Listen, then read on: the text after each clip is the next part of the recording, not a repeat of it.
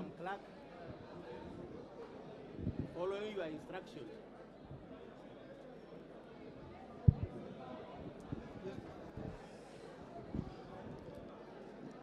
Madam Clerk, following your instructions, I now present to you Honorable Moses Masika Wetangula.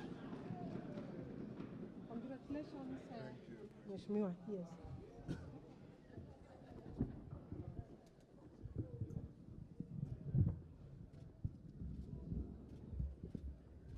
Honorable members, I will now proceed to administer the oath of office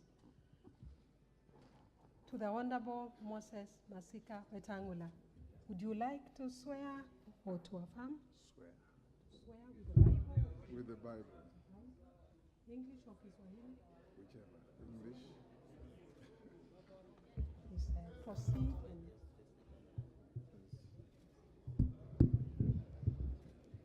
I, Moses Francis Masika Wetangula, having been elected as Speaker of the National Assembly, do swear in the name of the Almighty God that I will bear true faith and allegiance to the people and the Republic of Kenya, that I will faithfully and conscientiously discharge my duties as Speaker of the National Assembly, that I will obey, respect, uphold, preserve, protect, and defend this Constitution of the Republic of Kenya, and that I will do right to all manner of persons in accordance with this Constitution of Kenya and the laws and conventions of Parliament without fear or favor, affection, or ill will. So help me God.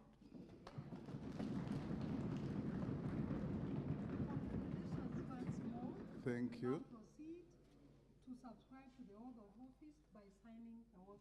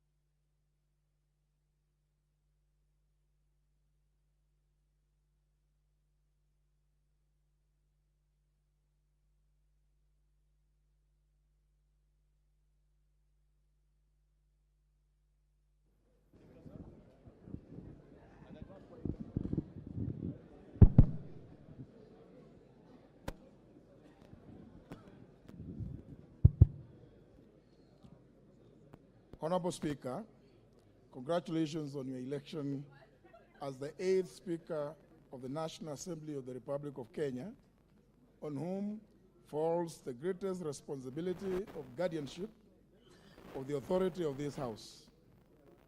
I do wish you well and commend that you submit to the will of the House.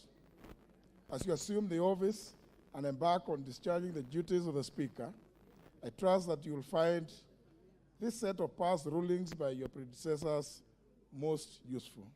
Congratulations, Mr. Speaker.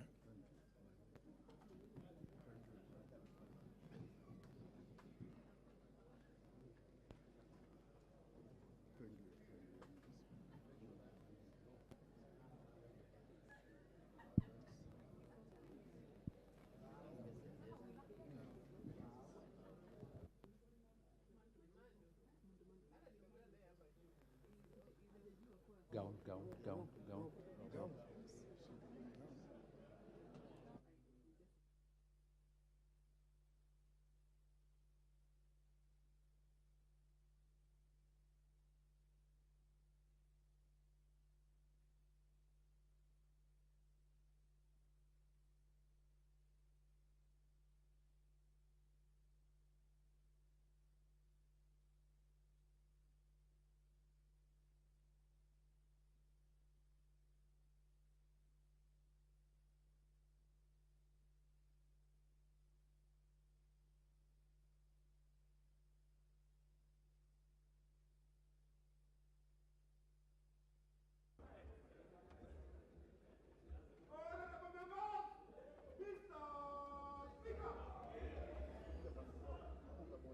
I want to go there.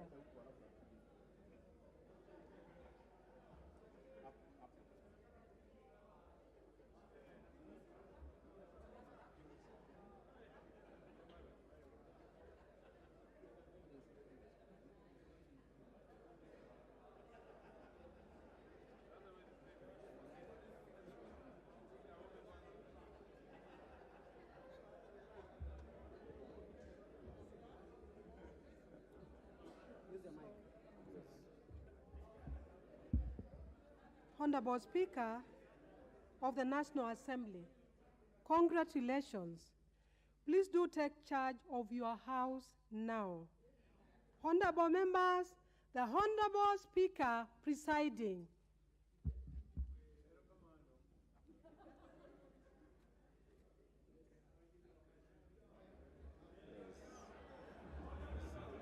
I see.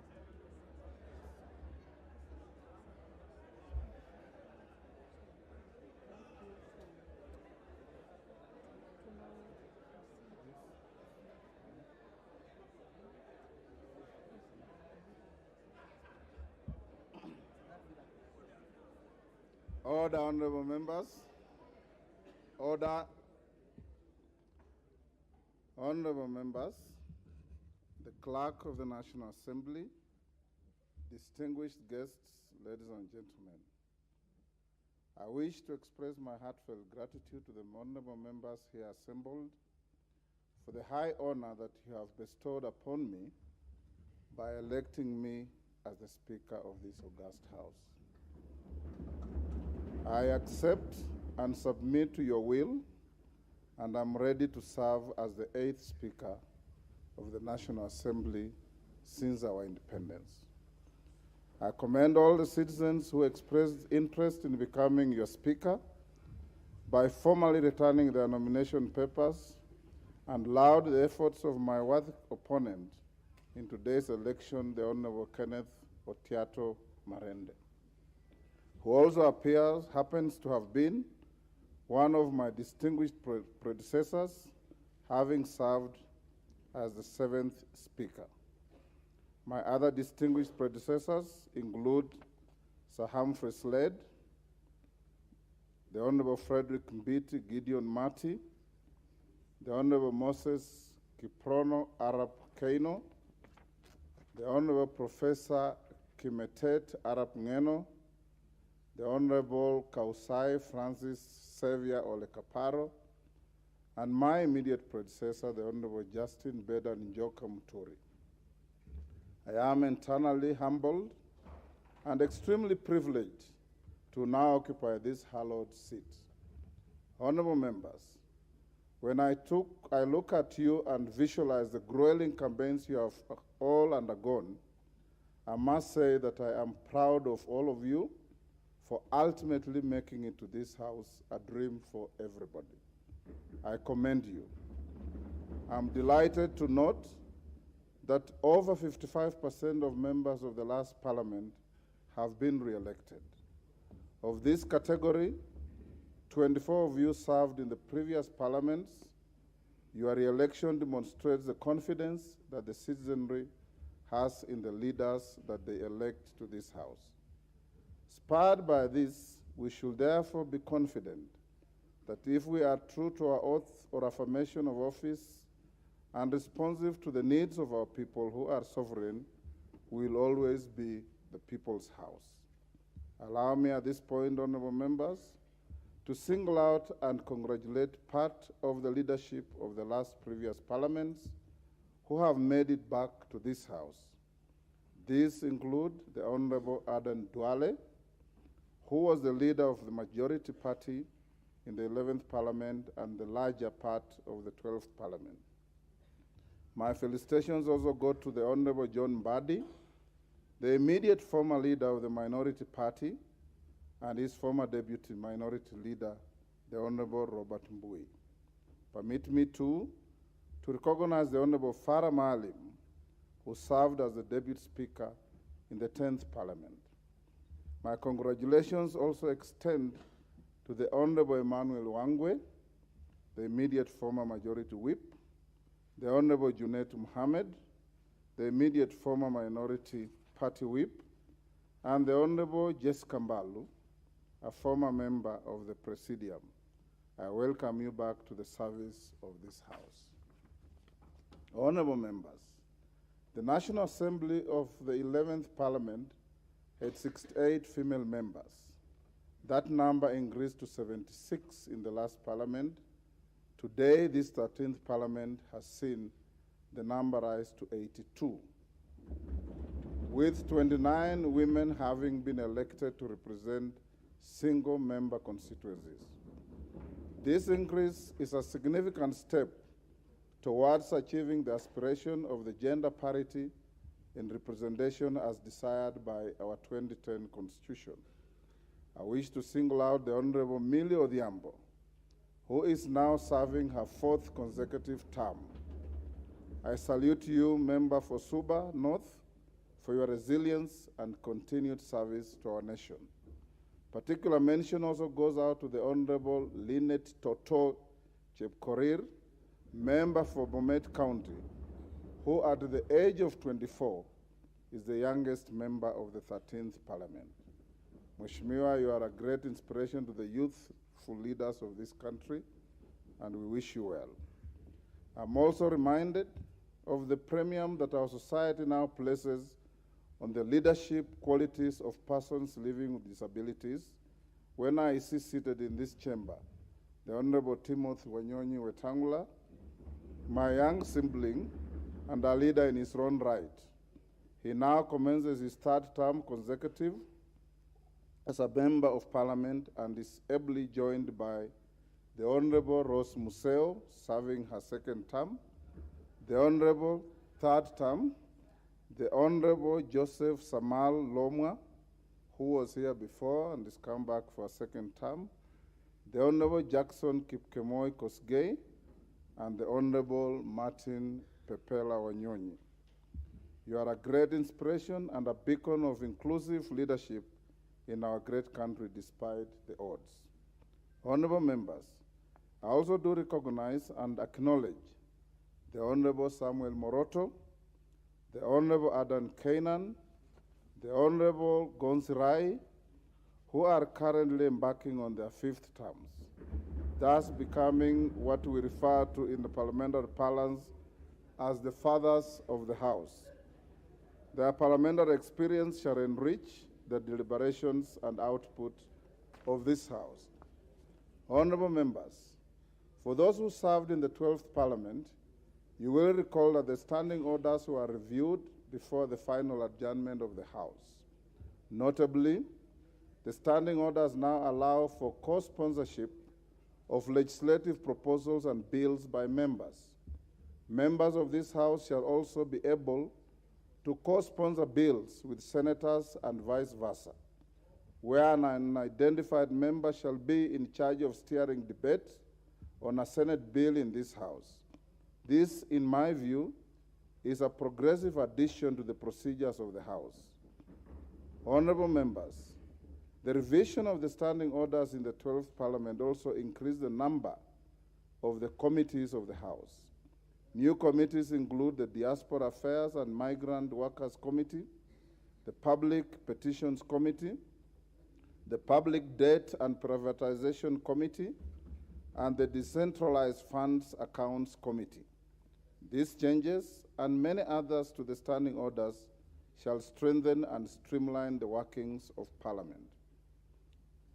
Honorable members, my predecessor, the Honorable Justin Muturi, in his acceptance speech after being re-elected as Speaker for the 12th Parliament, undertook to implement a paperless system in the House. This was in line with the strategic pillar 4 of the Parliamentary Service Commission Strategic Plan 2019 to 2030 on the implementation of an e-Parliament by automating and digitizing all systems and processes. In this regard, I urge you all to be friends with the electronic gadgets in this House and in the committees. Honorable members, speaking of the Honorable Justin Muturi, what many of you may not know is that he's not just my predecessor. He was my roommate at the University of Nairobi, at the School of Law. He was also my classmate. He is my age mate and a longtime friend. We made our debut in Parliament together in the 7th Parliament. We were appointed earlier in our years as magistrates on the same date. Indeed, I do not know whether to call it fate, sheer coincidence, or maybe it's God's plan, but whatever it is, our paths in life have always met, and today they meet again.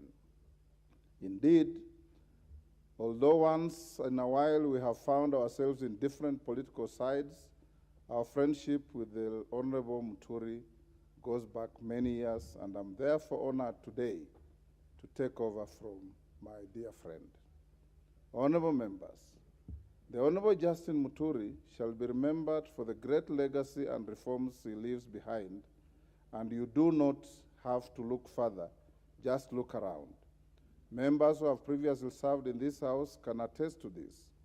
Members of the 13th Parliament shall move into the new modern offices in the tall brown building you may have seen at the corner of the Parliamentary Square, a project that was well executed under Honorable Muturi's leadership. As the chairperson of the Parliamentary Service Commission, he has left behind an excellent and professional parliamentary service. His communications and rulings on various constitutional, practice, and procedural matters were landmark, novel, and rich in jurisprudence. I could go on, but all I can say, he did a great job for this House and this country. Honorable members, I am particularly honored that for the first time in the history of Parliament, the Honorable Justin Muturi has also set a precedent through a symbolic and formal handover process that you just witnessed when I was declared the Speaker. This is not only honorable, but it is an act that shall remind us for a long time of his great leadership style. The symbolic handover process by a Speaker should indeed be part of the traditions of this House, and it is a practice we should carry on. Having said this, join me now in applauding the former Speaker of this House, the Honorable Justin Muturi. Thank you. Honorable members, the author Gary Levy, in the book Speakers of the Canadian House of Commons, notes that presiding officers in the Commonwealth customary relinquish their right to participate in debates. Put differently, despite the title, a speaker does not speak but allows members to speak and presides over debate in the House. I'm aware that the Constitution precludes the Speaker from voting on any question proposed for decision in the House. But as your Speaker, I'll let my work speak for me. Honorable members, in this 13th Parliament, I undertake to prioritize two key issues. These are enhancing public trust in this House and the institution of Parliament, and nurturing and upholding comity between our two houses and between the National Assembly and other arms of government, with particular attention to our judiciary, which has often appealed for reasonable consideration by the legislature. Honorable members, the Constitution states that the authority that has been assigned to you and I under oath is a public trust. Hubert Humphrey, the 38th Vice President of the United States of America, is quoted to have stated that, I quote, "Anyone who has ever been elected to public office understands that one commodity above all others, namely the trust and confidence of the people, is fundamental in maintaining a free and open political system." In assuming our respective offices in this House, we are under a constitutional obligation to discharge our mandate in a manner befitting the offices that we have been entrusted to hold. As your Speaker, I undertake to strengthen public trust in the institution of Parliament. I will be keen to midwife, through the Parliamentary Service Commission, live broadcast of committee proceedings and the full operationalization of Bunge TV channels to highlight the work done by this House and its members. In addition to the live broadcast of chamber proceedings, I will support efforts to further actualize the provisions of Article 119 of the Constitution on petitions made to the House by adequately facilitating the work of the new Public Petitions Committee. To my mind, ensuring meaningful access to the House will, like a transparent glass, make Parliament more visible, disrobed of the mystery that people might perceive of its processes. Honorable members, my second assurance to this House is that I will actively maintain committee with other constitutional bodies, promote consultation, and cultivate healthy relations with the bounds of our Constitution, within the bounds of our Constitution and our governing statutes.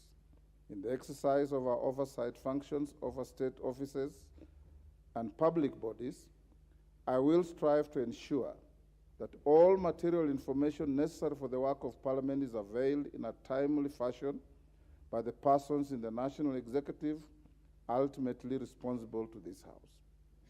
I shall strictly enforce the requirement enshrined under Article 153, 3, and 4 of the Constitution, which requires Cabinet Secretaries to attend before the committees of the House to exhaustively answer questions and give full and regular reports on matters under their control. Honorable members, indeed, as some of you may be aware, I served in this House as a member as from the 7th Parliament, and I therefore fully understand what it is to be one of you. I have also been a senator, and hence I also fully understand what it is to be a sibling brother. I have served in the executive as a minister and assistant minister in different portfolios. I have led various reforms to the rules of procedure of this House during the 7th Parliament, and was the head of the delegation of the African, Caribbean, and Pacific EU Union Joint Assemblies, and internationally, I'll continue building on the long and rich relationship we have to not just with the SCP EU, but also the East African Legislative Assembly, the Pan-African Parliament, regional integration bodies, the Commonwealth Parliamentary Association, and the International Parliamentary Union. Suffice to mention, honorable members, that the standing orders you enjoy using today with the committee system were drafted by yours truly, the late Bonaya Godana, Julius Sunkuli, whom I believe has been re-elected to this House, and one Bishop Kimani, then Member of Parliament from Nakuru. Honorable members, I have worn many hats, but one of the greatest leadership lessons I carry with me to date is that a leader is a servant of the people. I live by the great words of the 22nd and 24th U.S. President Grover Cleveland, who served between 1885 to 1889 and 1893 to 1897, who once said, and I quote, "Office holders are the agents of the people, not their masters." These words always ring true to me, and hence moving on, I will be your servant and your agent. My eyes shall be keen to see and listen to all of you. My office will not be an ivory tower, it will be accessible to all of you. Understand to be impartial and promise to see to it that you are able to effectively discharge your constitutional mandate. I am fully confident of building on the past successes of this House and charting new paths that will lead us to more glory and maintain this House as the pride of all Kenyans. Honorable members, I wish to inform you that the National Assembly has organized an induction retreat for all members of this House, which will take place from 18th to 24th September 2022 at a venue to be communicated in due course. This retreat will be a great opportunity for you to thoroughly acquaint yourselves with your mandate, parliamentary processes, and the secrets and tools that will give you a head start as in serving your electorate. I encourage you to attend all these sessions. Honorable members, I wish to commend the acting clerk of the National Assembly and her able team of officers for the successful conduct of the pre-swearing-in orientation last month. The acting clerk has informed me that more than 95% of the members turned up for this exercise. This is a clear sign of your passion to discharge your constitutional mandate, and I encourage all of you to maintain that enthusiasm to serve our people.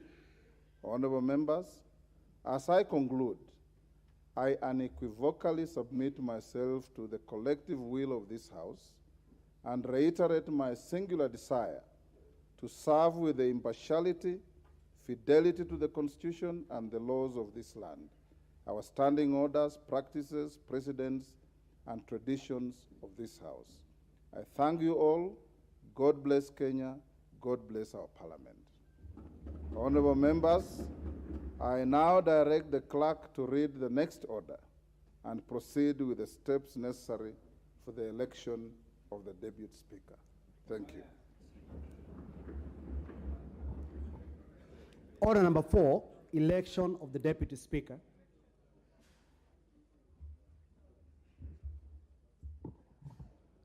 Honorable Speaker, I have the following report to make as a returning officer on this order.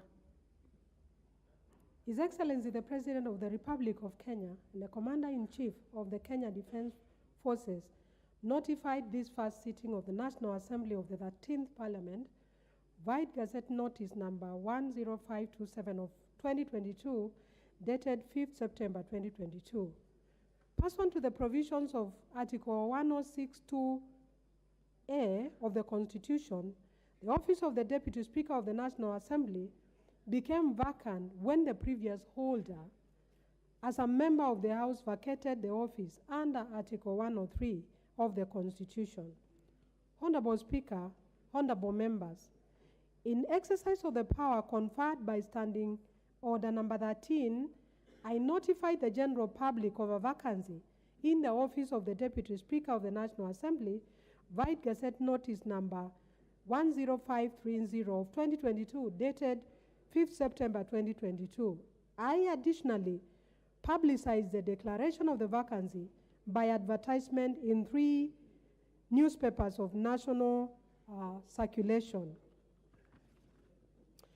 In the notice and the advertisement, I invited interested persons who qualify to be elected as Deputy Speaker of the National Assembly in accordance with the Constitution to submit their nomination papers for election as Deputy Speaker of the National Assembly. The following 7 persons collected nomination papers from the office of the Clerk of the National Assembly between Monday 5th September 2022 and Wednesday 7th September 2022. 1. Robert Gishimu Githinji. 2, Farah Maalim. 3, Gladys Jepkosgei Boss. 4, Farah Yusuf Mohammed. 5, Moses Gushine Kirimi. 6, Paul Otiende Amolo. 7, George Peter Opondo Kaluma.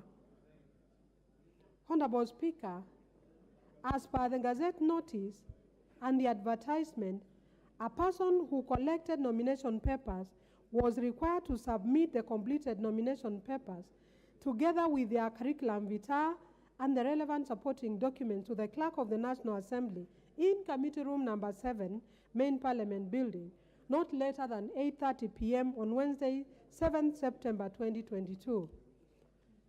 The office of the Clerk of the National Assembly remained open on Monday, September 5th, 2022, from 2:30 p.m. to 8:30 p.m., Tuesday, 6th September 2022, from 7 a.m. to 8:30 p.m., and Wednesday, 7th September 2022, from 8 a.m. to 8:30 p.m., for purposes of both collection and return of nomination papers.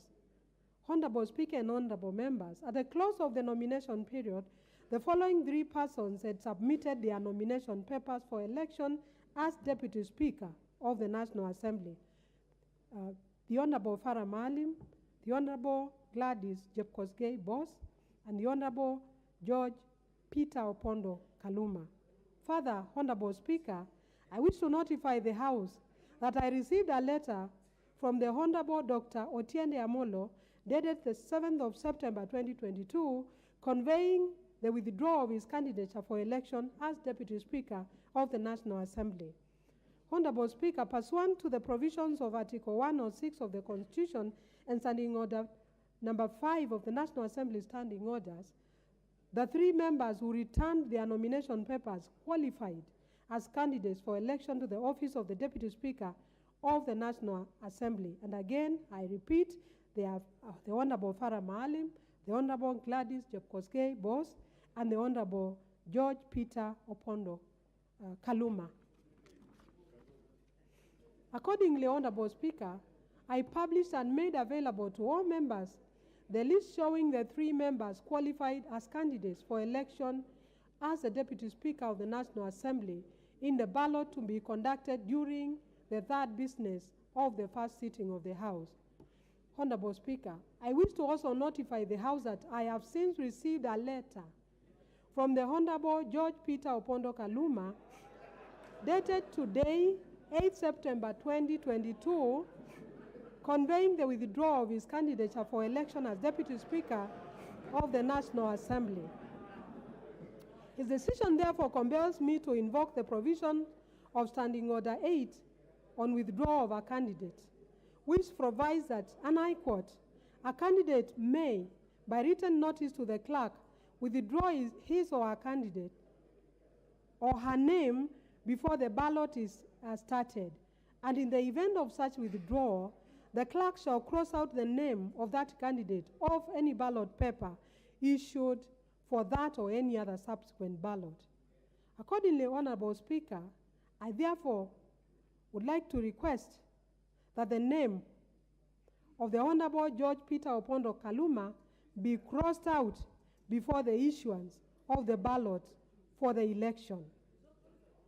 The provisions of Standing Order Number 13 provide as follows, and I quote, the procedure for electing a Deputy Speaker shall, with necessary modifications, be the same as that prescribed for the election of the Speaker.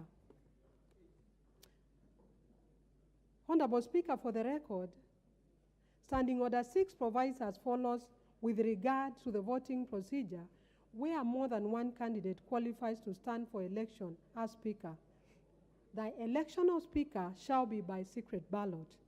The clerk shall at the commencement of each ballot cause the ballot box empty and unlocked to be displayed to the House, and shall, in the presence of the House, lock the box, which shall thereafter be kept in the full view of the House until the completion of the ballot. In this regard, Honorable Speaker, each honorable member will be issued one ballot paper at the table and proceed to cast his or her vote at the voting, to mark his or her vote at the voting booths. Ballots shall be issued by the officers to the members on either side of the house. A member who wishes to vote shall mark his or her ballot paper by placing a visible mark in the space provided beside the name of the candidate he or she wishes to vote for. Thereafter, the member should fold the marked ballot paper before leaving the booth and deposit it in the ballot box.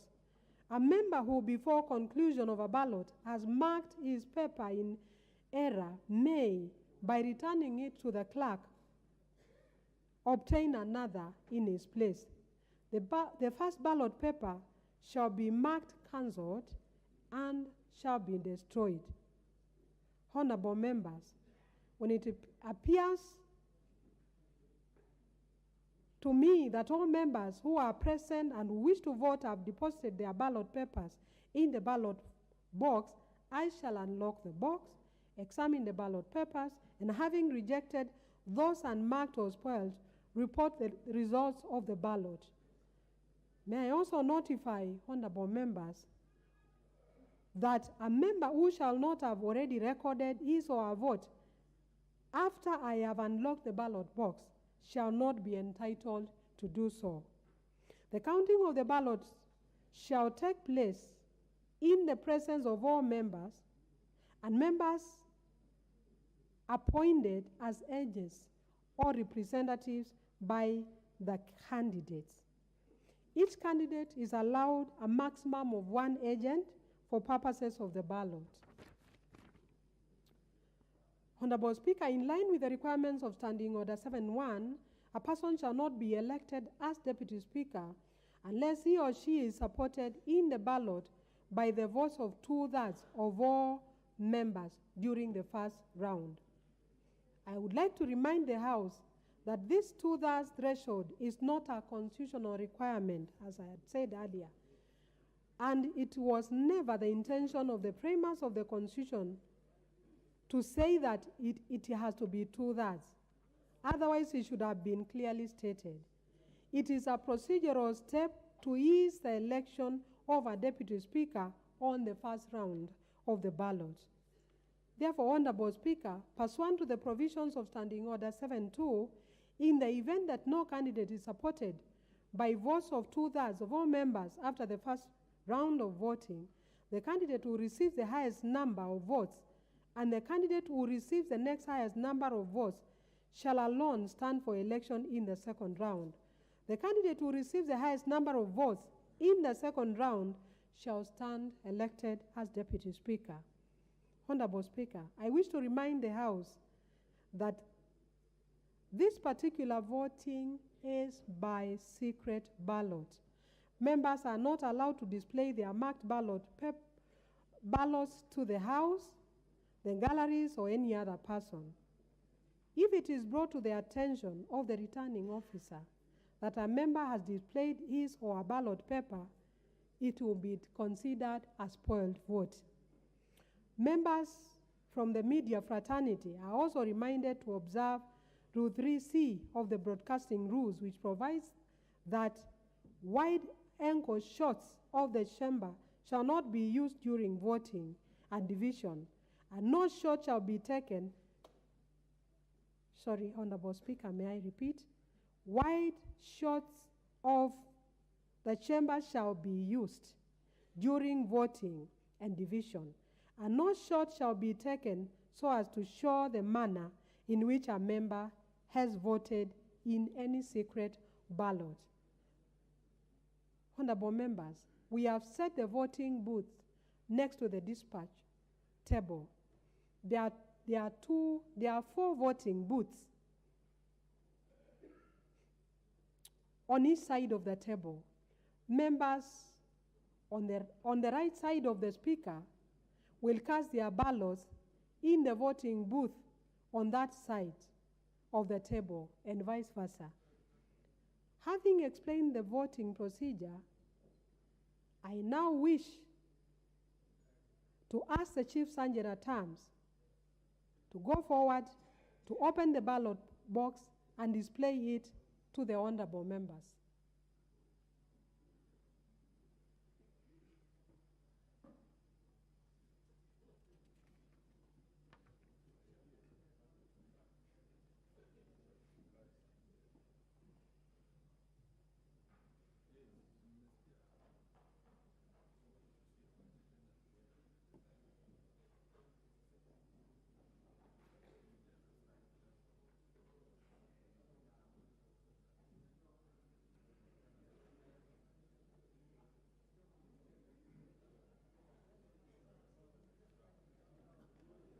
Honorable members, you have witnessed for yourself that the ballot boxes are empty. I will now request the Chief Sergeant at Arms to close and lock the ballot boxes.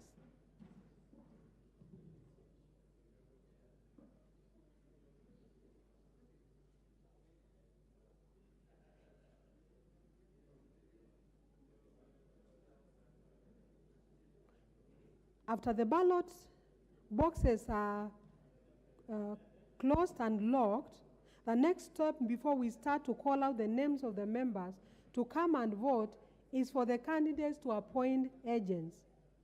I will start with the first candidate, who is the Honorable Farah Maalim. Mheshimiwa, do you have an agent? All right. I see. All right. I see the Honorable TJ Kajwang.